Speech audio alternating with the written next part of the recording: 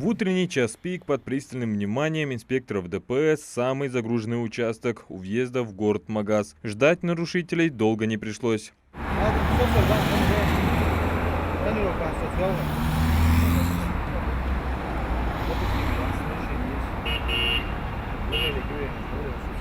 За полчаса инспекторы оформили несколько десятков протоколов. Почти все за тонированные стекла. В жаркий знойный день так автолюбители хоть как-то спасаются от лучей солнца. Но в законодательстве Российской Федерации ее наличие считается грубым нарушением. Водителям выписали штраф, а вместе с ними требование о прекращении административного правонарушения, которое должно быть исполнено в течение 10 дней. Многие снимают тонировку на месте.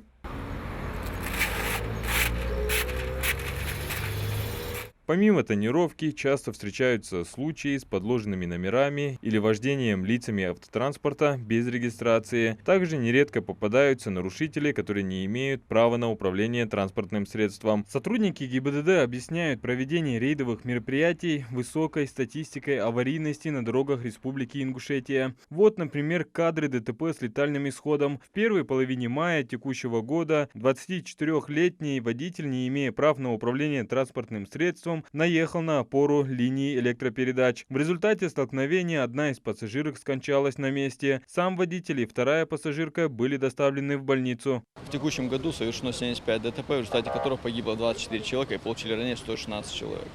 Если сравнивать с аналогичным периодом прошлого года, у нас отмечается снижение по всем основным показателям аварийности, что достигнуто в результате принимаемых госавтоинспекцией мер и проводимых профилактических мероприятий.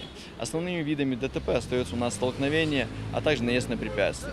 Причинами указанного ДТП является несоответствие скорости конкретным дорожным условиям, превышение установленной скорости, а также выезд на полосу встречного движения. Статистика действительно подтверждает, что рейды правоохранительных органов значительно снижают число дорожно-транспортных происшествий. Начальник полиции УГИБДД по Ингушетии Алексей Посечный призывает автолюбителей соблюдать правила дорожного движения и проявлять бдительность на дорогах. Пользуясь случаем, хочу обратиться к участникам дорожного движения и настоятельно порекомендовать не нарушать правила дорожного движения ввиду того, что неотвратимость наказания будет исполнена в полном объеме. И обратиться к родителям.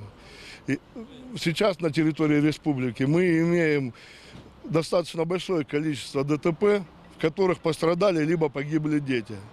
Поэтому настоятельная просьба, во-первых, не передавать ключи несовершеннолетним от транспортных средств. Внимательно следить за тем, как они используют средства индивидуальной мобильности.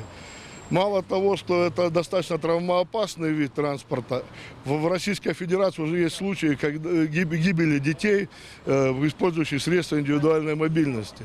Соответственно, если вы не сбережете своих детей, то сберечь их госавтоинспекции будет гораздо сложнее. Только вместе мы спасем жизнь и здоровье и жителей республики, и детей. Проверки на дорогах республики будут продолжаться и дальше. Пока не улучшится статистика, рейды по противодействию нарушениям проходят в каждом населенном пункте. Адам Гулоев, Али Зязиков, Магаз 24.